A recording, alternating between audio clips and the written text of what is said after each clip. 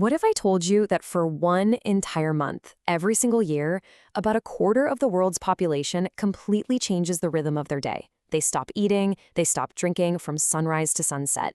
Work schedules change, social lives get flipped upside down, entire economies shift. Well, that's not some thought experiment, that's Ramadan. Today we're diving into this global spiritual practice and the amazing festival that marks its end, Eid al-Fitr.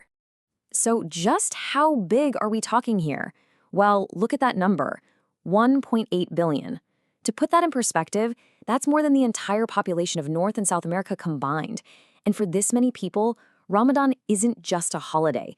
It's one of the 5 absolute core pillars of their faith. And that massive number, 1.8 billion, it isn't just one single group of people. It's a community that spans the entire globe, from the islands of Indonesia all the way to the cities of North America. It's a single spiritual idea that wears, literally a billion different cultural faces. Okay, so to really get what this is all about, we've got to go deeper than just the numbers and maps. Let's dig into the why, the whole spiritual purpose, and the story behind Ramadan. So the story kicks off way back in 7th century Arabia. According to Islamic tradition, this is when the Quran was first revealed to the Prophet Muhammad.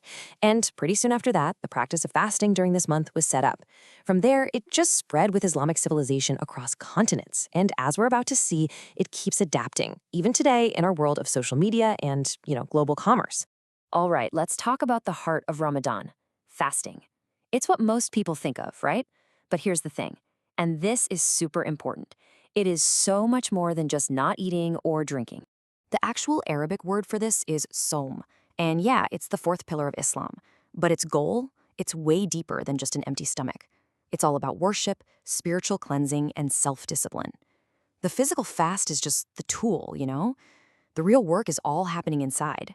Think of it like a two-sided coin, this whole internal fast thing. On one side, sure, you're giving up food and drink, but you're also trying to give up negative stuff, like gossip or getting angry.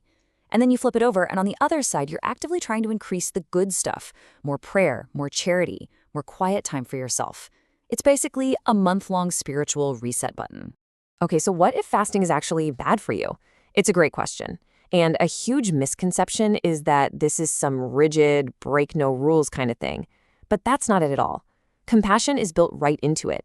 Islam is super clear about exempting anyone who would find it a real hardship. We're talking children, the elderly, people who are sick or traveling, and pregnant or nursing mothers. The goal is spiritual growth, not physical harm.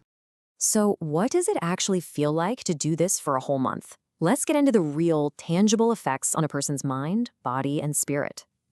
Here's something you might not realize. The actual physical challenge is wildly different depending on where you are in the world. See, Ramadan follows a lunar calendar, so it moves through the seasons. This means one year, Muslims in Oslo, Norway, could be fasting for over 19 hours a day, while folks in Melbourne, Australia, have a much shorter 11-hour fast. It's the same ritual, but a completely different physical demand.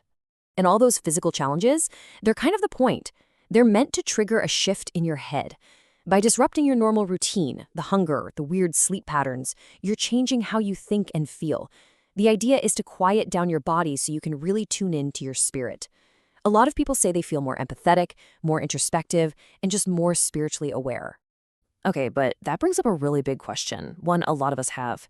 Is this, healthy? Going without food and water all day sounds intense. So let's see what the science says.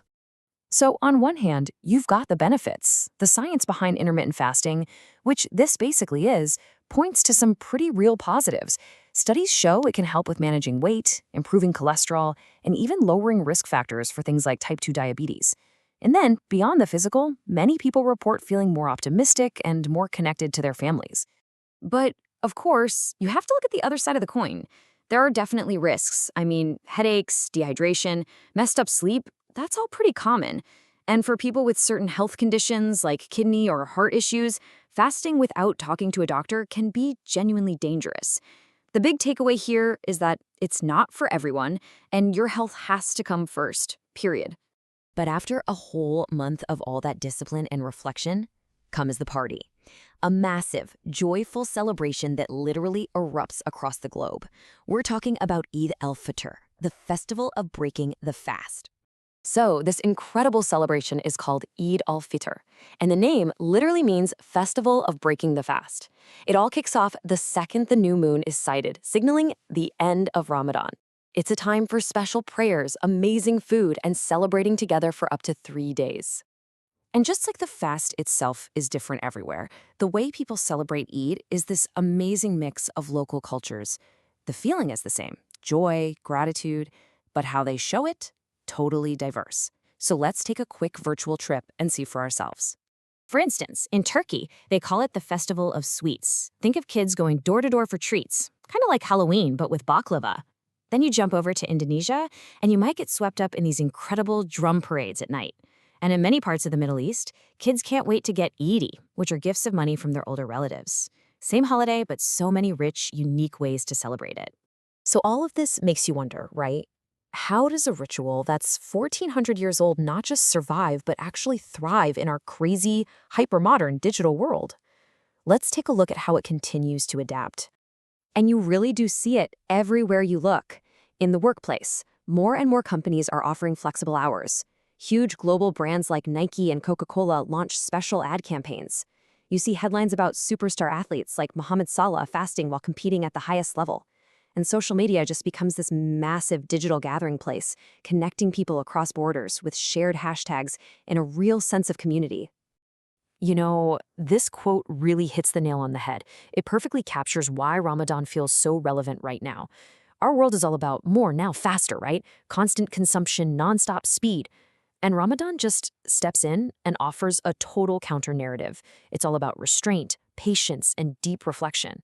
So there you have it. From its beginnings in the 7th century to a global phenomenon in the 21st, Ramadan keeps going. It's this powerful, ancient call to just pause, reflect, and connect. It's been adapting for over 1,400 years, which really just leaves one big question for all of us to think about. In a world that only seems to be getting faster and louder, how will this ancient ritual of slowing down evolve next?